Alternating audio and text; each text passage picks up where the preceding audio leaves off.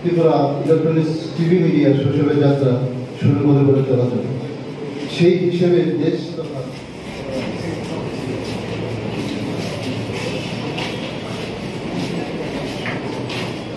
দায়িত্ব আমরা দৃঢ়ভাবে দাবি করছি রাজ্যের অবশিষ্ট টিভি নিউজ মিডিয়াগুলিকে অনতিবিলম্বে এনকারেজ করতে হবে এবং যোগ্যতা অনুযায়ী ক্যাটাগরি প্রদান করতে হবে।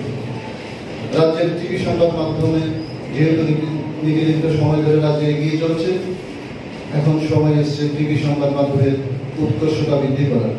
টিভি সংবাদ মাধ্যমের সাংবাদিকতা, camera, video editing, news reading ইত্যাদি বিষয়ে ধারাবাহিক কর্মশালার আয়োজন করা আবশ্যক। এই সকল কর্মশালা আয়োজন করতে যে বিপুল পরিমাণ অর্থের প্রয়োজন, সেই অর্থের যোগান দিতে আইসিআই দপ্তরের কাছে দাবি জানানোর পাশাপাশি সংগঠন নিজ উদ্যোগে এইসব কর্মশালা সংগঠিত করবে বলে এই সম্মেলনে প্রস্তাব রাখছে।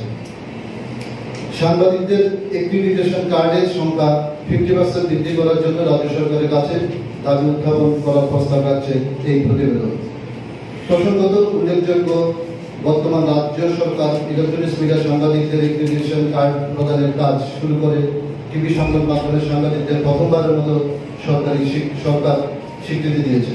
পাশাপাশি বাস্তুহীন সাংবাদিকদের জন্য বসতঘর প্রদানের জন্য রাজ্যের মুখ্যমন্ত্রীর ঘোষণা অনুযায়ী অনতিবিলম্বে রাজ্যের আইসিআই দপ্তরকে বাস্তুহীন কর্মরত সাংবাদিকদের স্থায়ী আবাসনের ব্যবস্থা করতে পুনরায় আবেদন রাখছে আজকের সম্মেলনে।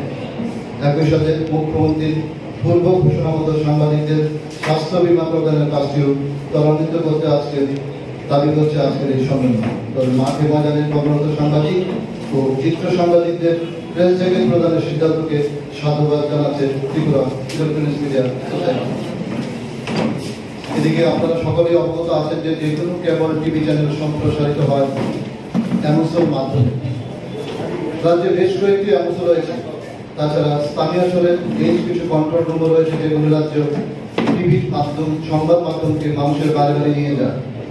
অ্যামোস কিংবা কন্ট্রোল রুমগুলির সাথে ব্যবসায়িক লেনদেনের কারণে যে সকল চ্যানেল বন্ধ রয়েছে সেগুলোর কথা বাদ দিলেও বিনা নোটিশে কিছু কিছু চ্যানেলের সম্প্রচার প্রায় বন্ধ করা হচ্ছে। যে কোনো চ্যানেল বন্ধের বিরোধী ত্রিপুরা ইলেকট্রনিক্স মিডিয়া সোসাইটি। এতে চ্যানেলের পাশাপাশি সবচেয়ে বেশি ক্ষতিগ্রস্ত হন কর্মরত সাংবাদিক ও সংবাদকর্মীরা। কোনো চ্যানেলের বিরুদ্ধে অভিযোগ থাকলে তার বিরুদ্ধে আইন অনুযায়ী ব্যবস্থা নিতে হতে পারে। তা না করে বিনা নোটিশে বন্ধ করে দেওয়ার বিরুদ্ধে থাকবে ত্রিপুরা ইলেকট্রনিক্স মিডিয়া সোসাইটি। সোসাইটির যে কোনো সংবাদ মাধ্যমের সংবিধান প্রদত্ত স্বাধীনতায় বিশ্বাস করে।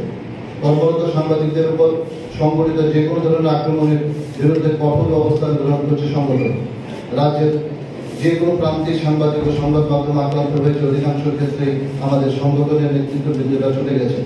প্রতিবাদ কর্মসূচি গৃহীত হয়েছে বহু ক্ষেত্রে। গণতন্ত্র বিপন্ন বলে কেউ হঠাৎ বিক্ষোভী হয়ে উঠলেও স্বার্থসিদ্ধি হয়ে গেলে বিক্ষোভী আনাও উদার হয়ে যায়। ঠিক যেমনভাবে মুখ্যমন্ত্রী তথাকথিত সার্বভৌম বক্তব্য এ নিয়ে সে সকল হঠাৎ বিক্ষোভী আনা আজ মনে এক অজানা কারণে উদার হয়ে গেছে। কিন্তু ত্রিপুরা ইলেকট্রনিক্স মিডিয়া সোসাইটি ও তার ভাতৃপ্রতিম সংগঠনগুলি রাজ্যের সাংবাদিকরা আক্রান্ত হলেই যথাসম্ভব পাশে গিয়ে দাঁড়িয়েছে। কৃষক রাজনীতি করেনি। বিগত দিনের মতো আজ কোথাও কোথাও কর্মরত সাংবাদিকদের সংবাদ সংগ্রহের গণতান্ত্রিক অধিকার বাধাপ্রাপ্ত হওয়ার খবর আসছে। সাংবাদিকরা কোথাও আক্রান্ত হলে ত্রিপুরা ইলেকট্রনিক্স মিডিয়া সোসাইটি আগামী দিনে কঠোর থেকে কঠোরতম অবস্থান গ্রহণ করবে বলে ঘোষণা দিচ্ছে আজকের এই সম্মেলনে।